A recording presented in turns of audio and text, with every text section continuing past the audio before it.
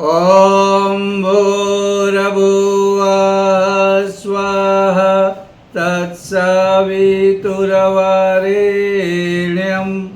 भर्गो देवस्य धीमहि धियो यो नः प्रचोदयात्। ॐ गुरुर्ब्रह्मा गुरुर्विष्णुः गुरुर्देवो महेश्वरः गुरुर्साक्षात् परब्रह्म तस्मै श्री गुरवे नमः। हमारे वेद उपनिषद में कहा है कि जो बात आपके मन में हो वह वाणी पर आनी चाहिए और जो वाणी पर है वह आपके व्यवहार में होनी चाहिए। यानी कि जो मैं सोच रहा हूँ वही मुझे बोलना है, जो मैं बोल रहा हूँ वैसा व्यवहार करना है। होता क्या है, हम सोचते एक है, बात दूसरी करते हैं, हमारा व्यवहार तीसरा ही होता है। तो हम लोग अपने व्यक्तित्व को तोड़ देते हैं। वी आर डिवाइडेड पर्सनालिटी, और कोई हम पे भरोसा भी नहीं कर सकता। आजकल आंख मार के बात करने का जो स्टाइल आया है वो ये बताता है कि मैंने उसको ये तो कहा लेकिन मेरा मतलब बिल्कुल ऐसा नहीं है, और फिर आंख मार देता है। वो सामने वाला समझ जाता है कि मैंने उसको मूर्ख बनाया। अगर हम ये समझते हैं दूसरों को मूर्ख बनाया तो वो मूर्ख बना या नहीं ये तो पता नहीं है, लेकिन हमने अपने आप को मूर्ख बनाया। क्या होता है, हमारा जो बॉडी शरीर है उसके अंदर हमारे जो सेल्स हैं वे सब रिएक्ट करते रहते हैं। अच्छा, वो अगर हम लोग जैसे हैं वैसे पेश होते हैं तो उनका रिएक्शन बहुत ही बढ़िया रहता है। हमारे शरीर में कुछ केमिकल छूटते हैं जो हमारे लिए सुखद होते हैं, लेकिन हम अपने आप में ही एक संघर्ष पैदा करते हैं। हम हमारा नुकसान करते हैं, हमारे शरीर और मन और कर्म के फल का नुकसान करते हैं। और हम समझते हैं हम तो बहुत सियाने हैं, हम मुस्कुराते हैं, ये मुस्कुराहट भी दिखावे की है। तो हम जैसे हैं वैसे ही पेश आए, ये महान आदमी की पहचान है। वे जो गुण कहते हैं जितने भी सचमुच में महान हुए हैं वे ये छोटी छोटी बातों का ख्याल रख के ही, ऐसा नहीं किया कि किसी को चीटिंगबाजी करके किसी को मूर्ख बना के वो सफलता प्राप्त कर रहे हैं। एक बार एक गांव में, ये पुरानी बात है, ये उस समय की बात है जब हमारी बहनें कुएं पर पानी भरने के लिए जाती थी, कपड़े धोने के लिए सप्ताह में एक बार तालाब जाती थी। उसमें उनको लाभ ये होता था कि बहनें साथ में निकलती थी तो वो सहेलियां बन जाती थी, और फिर जो बातें घर में नहीं कह सकती, सासू कितनी परेशान करती है, पति कैसे बिहेव करता है, ये सारी बातें वे जब पानी भरने जाती, क्योंकि कुआं भी गांव में बहुत दूर होते थे और जो तालाब है वो तो गांव के बाहर ही होते थे। तो क्या होता था, उनकी मित्रता होती थी, सुख दुख की इधर उधर की बातें होती थी, हंसते थे, मुस्कुराते थे। घर में तो मर्यादा होती थी उस ज़माने में, लेकिन बाहर निकलने के बाद खिलखिलाकर हंसना, एक दूसरे के साथ मस्ती करना, ये सब होता था। और जब तालाब जाते थे हफ्ते में एक बार कपड़े धोने के लिए, तो वहाँ पे डर भी रहता था, कोई जानवर भी आ सकता है, सांप भी आ सकता है, कोई बुरे आदमी भी आ सकते हैं, और पानी में भी मगरमच्छ या ऐसे ही कोई प्राणी हो सकते हैं। तो हर समय पुरुष उनके साथ नहीं रहता, तो ये सब बहनें साथ में ग्रुप बना के तालाब जाती थी। उस ज़माने की बात है।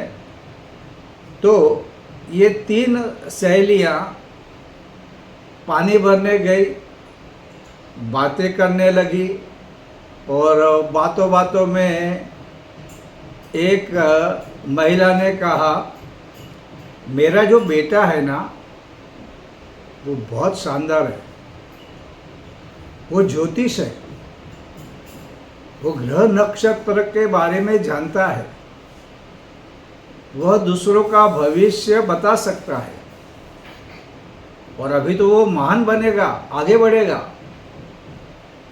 इतना बड़ा ज्योतिष बनेगा कि दुनिया उसकी बातें पूछेगी, सलाह लेगी।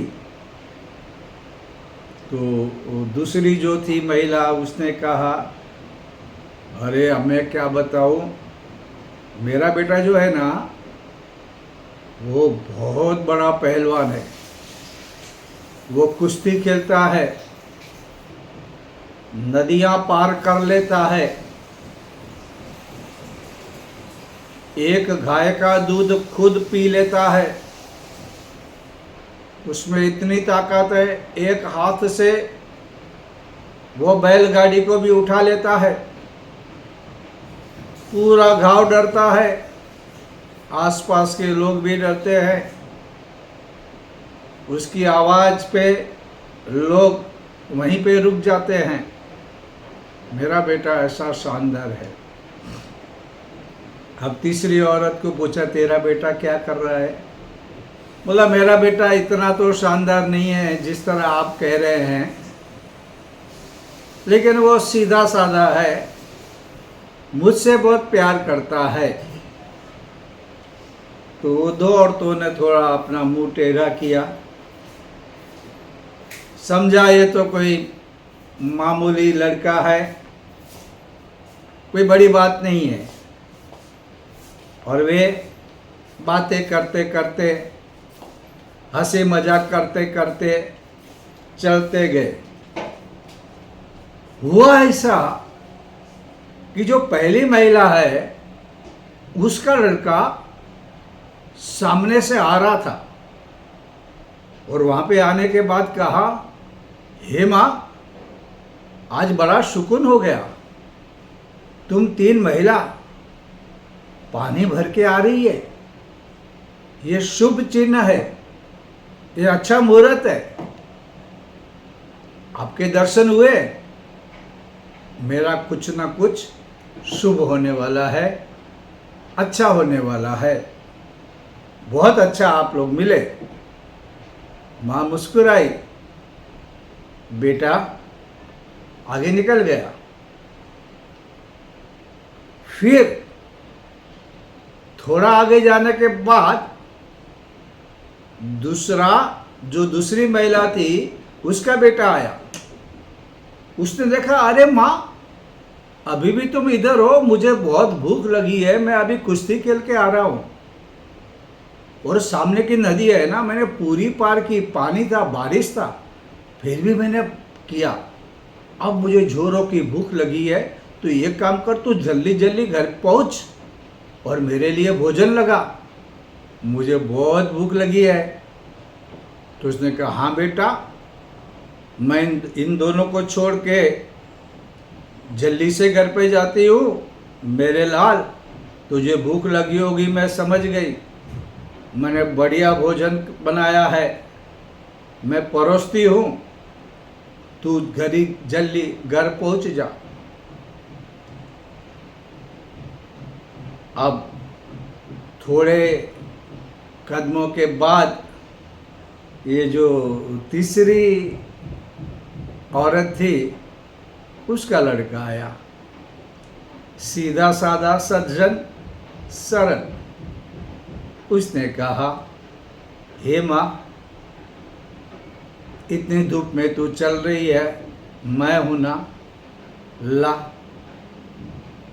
तेरे बर्तन ला, मैं उठा लेता हूँ। माँ ने मना किया, लेकिन उसने सारे बर्तन उठाए, पानी भरे और लेकर चलने लगा। और साथ वाली महिलाओं को भी कहा, आप इस पेड़ के नीचे बैठे, मैं बारी बारी आपके घर पे ये आपके भरे हुए मटके और बर्तन पहुंचा देता हूँ, आप बैठिए। तब ये दो महिलाओं को ख्याल आया कि इनमें सबसे अच्छा बेटा किसका, सबसे प्यारा लड़का किसका।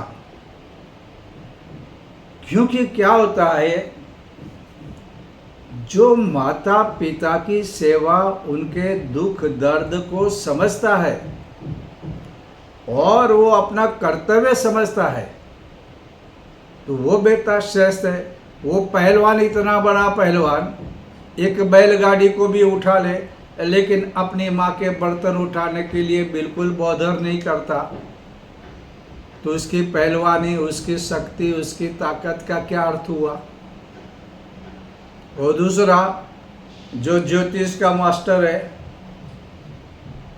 भरा हुआ पानी, भरा हुआ मटका और ऐसी महिला का दर्शन, ये शुभ है, शुभ है, लेकिन तू क्या कर रहा है, सिर्फ बातें किया, दर्शन किए और शुभ हो जाएगा।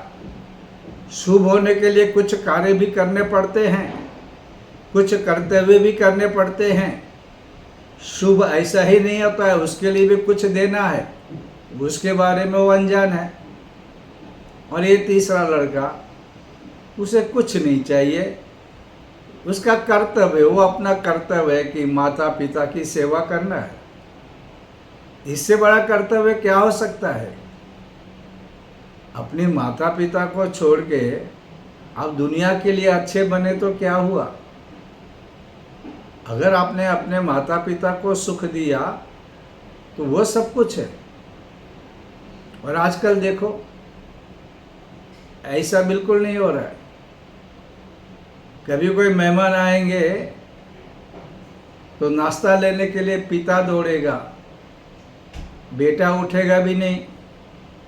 ये तो तुम्हारे भाई, अब चाचा और मामा और फूफा, इनका कोई रिश्ता ही नहीं रहा। कुछ भी काम करना होगा, बच्चा बैठा रहेगा, पिताजी को करना पड़ता है। धीरे धीरे ये परिवर्तन आते जा रहा है।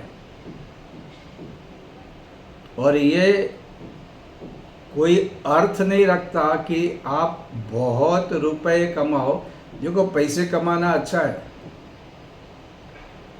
धन कोई बुरी चीज नहीं है। अच्छा काम करना है, सुख संपत्ति लेनी है तो धन चाहिए, लेकिन धन के साथ संस्कार भी तो चाहिए। अपने माता पिता के प्रति प्रेम तो चाहिए, अपना कर्तव्य निभाना भी चाहिए। ये अगर नहीं हो रहा है, अगर ये संस्कार हमारे अंदर नहीं है, अगर संस्कृति की ये बातें हम लोग नहीं समझ रहे हैं, तो एक समय ऐसा आएगा आपकी संपत्ति भी चली जाएगी, आपके संतान भी चले जाएंगे। इसलिए बच्चों को वो संस्कार दो, बड़प्पन की बातें मत करो, उन्हें संस्कार दो, उनको काम करने की आदत डालो, तो इससे बहुत कुछ बदल जाएगा। और अगर आप लोग महान पुरुषों के बारे में सोचोगे तो आप देखोगे कि उनके अंदर बचपन से ऐसी आदतें थी जिससे वे महान बने। एक बार एक लड़का बहुत ही गरीब था, उसके पिताजी मेहनत करते थे और वो भी मेहनत करता था। अमेरिका में एक सिस्टम है, जैसे ही बच्चे होश संभालते हैं अपना कमाना शुरू कर देते हैं। ये अच्छी बात है, लेकिन दूसरी बात है कि जिस तरह पंछी आसमान में उड़ जाता है, वे अपने माँ बाप को छोड़ के कहीं ना कहीं चले जाते हैं। माता पिता की सेवा करना ये उनके कर्तव्य ड्यूटी में नहीं आता। ये सबसे बड़ी गलती है और आज हम लोग यही अपना रहे हैं। आज परिवार टूटते जा रहे हैं, उसमें से पैसा कमाने के लिए बेटा या बेटियां अलग होती जाती है। और ये क्या होता है कि परमात्मा ने हमारा परिवार बनाया और हम परिवार को तोड़ के अलग हो जाते हैं। और हालत ऐसी है कि जिसका बेटा बाहर है, विदेश में है, या दो बेटे हैं, तो उनके अंदर क्या होता है, एक कैलकुलेशन होता है। उन लोग प्लान करते हैं, देख पिताजी मर गए ना तो तू जाएगा अंतिम क्रिया में, मैं नहीं आएगा। अगर माँ मरेगी तो मैं जाऊंगा, तो तुझे जाने की ज़रूरत नहीं। ये उनका अकाउंट्स चलता है, ये उनकी गिनती कैलकुलेशन चलता है। यानी मरना भी एक घटना है और उसमें व्यवहार कैसे निभाना है। अगर ये सब चलते रहेगा तो कैसा चलेगा। तो यहाँ पे एक लड़का खुद भी मेहनत कर रहा है। अमेरिका में गरीब लोग क्या करते हैं, इवन अपने भारत में भी दूसरों के घर पे सवेरे पेपर पहुंचाने का काम करते हैं। तो ये करता था और उसे किताब पढ़ने का शौक बढ़ने लगा। तो उसने एक धनवान के घर में एक किताब देखी जो जॉर्ज वॉशिंगटन के जीवन पर थी। उसको लगा कि ये वॉशिंगटन इतने महान हुए, तो उनके बारे में जो कुछ भी लिखा है क्यों ना मैं पढूं और क्यों ना मैं उसे जीवन में उतारूं और मैं भी महान बनूं। तो उसने हिम्मत करके उन भाई से कहा कि कृपया आप ये किताब मुझे दे सकते हैं पढ़ने के लिए, मैं रात को इसे पढ़कर कुछ ही दिनों में आपको वापस करूंगा। तो उस भाई ने कहा बिल्कुल ले जाओ, मैंने पढ़ ली है, तुम आराम से पढ़ना। उसने आभार माना, किताब ले आया घर पे, वो किताब पढ़ने लगा। लेकिन हुआ क्या, एक रात को बहुत बारिश हुई और उस बारिश में वो किताब पूरी भीग गई। अब वो किताब पूरी भीग गई तो वो बहुत दुखी हुआ। दुख इस बात का था कि जिससे वो किताब लाया है उसे वो किताब नहीं लौटा पाएगा। और ये अच्छी बात नहीं है, क्योंकि खुद ने इसे मांगा था। तो वो किताब अब नहीं दे पाएगा, क्या मुंह दिखाएगा, ये सोचकर वो घबरा भी गया था, परेशान भी था। लेकिन था वो दिल का सच्चा। वो उस भाई के पास गया, क्षमा मांगी और कहा आपने जो मुझे किताब दी थी वो किताब पानी में भीग गई, मुझे माफ़ करें। मेरे पास इतने पैसे भी नहीं हैं कि इस किताब की कीमत चुका सकूं, पर हाँ, मैं एक काम कर सकता हूँ। मैं आपके पास 1 महीना काम करूँगा, किताब का दाम जितना काम करूँगा, तो आप मुझे आज्ञा दें कि मैं आपके घर में 1 महीने के लिए नौकर बनूं, काम करूं और किताब के दाम जितना पैसा कमाऊं वो आपको दे दूं। वो भाई बहुत खुश हुआ, इतना सज्जन लड़का, क्योंकि इसने तो किताब पढ़ ली थी और ये किताब ले भी सकता, इतना पैसे वाला था। उसने कहा, नहीं बेटा, मैं तुझे नई किताब लेके देता हूँ, तो किताब ज़रूर पढ़ना। मुझे वो पुराने वाली किताब नहीं चाहिए, न मुझे पैसा चाहिए, न मैं चाहूँगा कि तू मेरे इधर काम करे।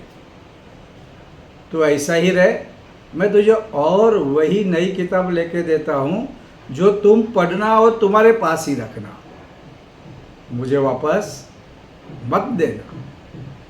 और वो लड़का ले गया, उस किताब को पढ़ा, जहाँ ज़रूरी था वह अंडरलाइन किया, कुछ नोटबुक में लिख के रखी, बार बार उसका चिंतन मनन करने लगा। और जो वॉशिंगटन के वर्च्यूज गुण थे उसे आत्मसात करने लगा और वैसा वो बिहेव करने लगा। उसके अंदर वो क्वालिटी आती गई। अगर आदमी सोच बदलता है तो खुद भी बदल जाता है।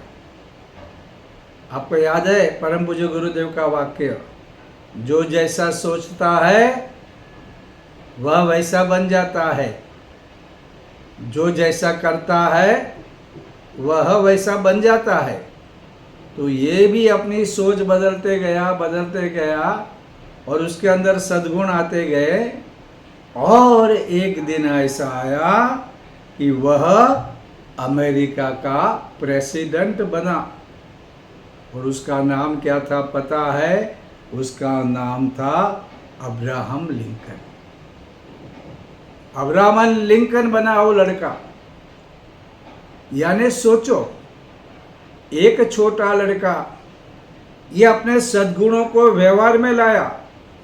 अगर वो चाहता तो झूठ भी बोल सकता था, किताब के बारे में चर्चा ही न करता, मांगते तो कहता मुझे नहीं मालूम किताब कहाँ रखी या चूहा खा गया। लेकिन ये सामने से बोलता है, कीमत चुकाने को तैयार होता है।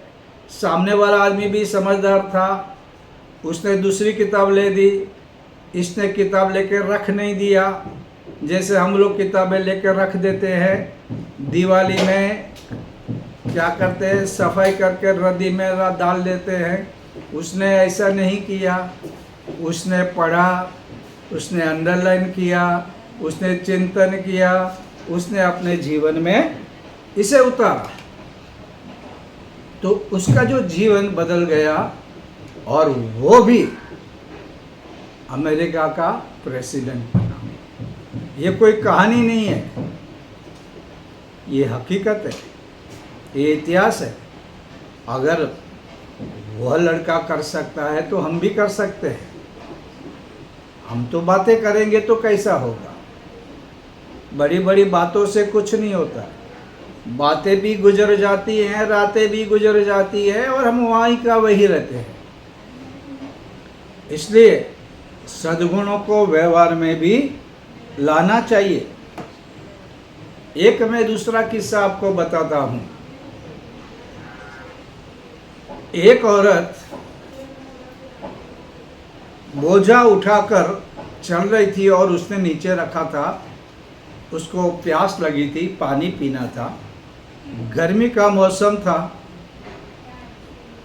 तो पानी पीने के बाद, थोड़ा सा आराम करने के बाद, वो जो वजन था उसको अपने सर पे रखना था।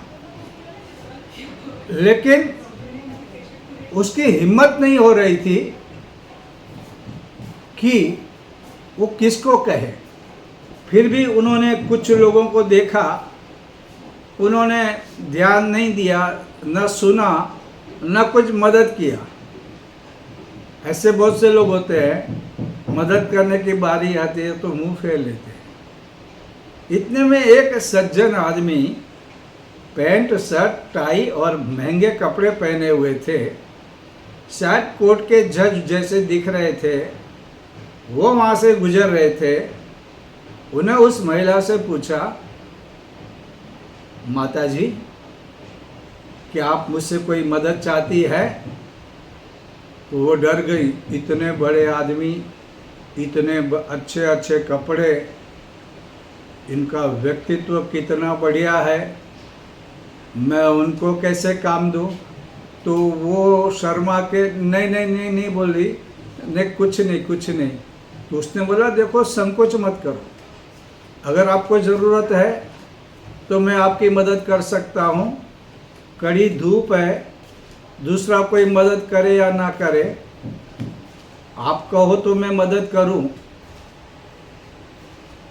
उस औरत ने कहा, भाई साहब ये जो बोझा है ये मेरे सर पे रखना है। तो उसने बोला, इसमें क्यों झिझकते हो? उस व्यक्ति ने, जिसका व्यक्तित्व बहुत शानदार था, जिनके वस्त्र शानदार थे, उसने जाकर वह बोझा उठाया और उस महिला के सर पे रखा। अच्छा, अब बताओ ये कौन थे व्यक्ति? ये थे हमारे श्री गोविंद रानड़े। ये ऐसे महान लोग, ये महान इसलिए बने क्योंकि इनके अंदर अच्छे अच्छे गुण थे और उन गुणों को उन्होंने व्यवहार में लाया। उनके पास जो जानकारियाँ थी उसका उन्होंने अच्छे कामों के लिए उपयोग में लाया। सिर्फ दिखावा बातें, मैं बड़ा हूँ सामने वाला छोटा है, वैसा अभिमान करके वे नहीं रहे। देखो, छोटे गुण भी अगर हम व्यवहार में लाते हैं तो हम कर सचमुच में बड़े आदमी बनते हैं। आप किसी भी बड़े आदमी का जीवन देखो, वो लोग बातों से नहीं, अपने कर्मों से और गुणों को व्यवहारिक रूप देने के बाद महान हुए। वे निंदा किसकी करती रहे नहीं, वे बात बात पे किसी की ईर्ष्या भी नहीं करते रहे, न फरियाद करते रहे। उन्होंने ये सद्गुणों को जीवन में लाया और महान बने। और इसलिए हमें महान पुरुषों की किताबें पढ़नी चाहिए कि वे महान किस तरह बने, क्योंकि आप जो पढ़ेंगे वैसे गुण आपके अंदर आने लगेंगे। तो ये एक सादा तरीका है, सिंपल तरीका है। अच्छे लोगों की किताबें पढ़ो, उनको जीवन में लाओ, और जीवन में इसका प्रारंभ घर से होता है, फिर समाज से, और सचमुच में आपकी सोच, आपका व्यवहार, आपकी मन की बात, ये सब एक होते जाएंगे और सचमुच में आप अपना जीवन बहुत ही सुंदर बना पाएंगे। आज के लिए बस इतना।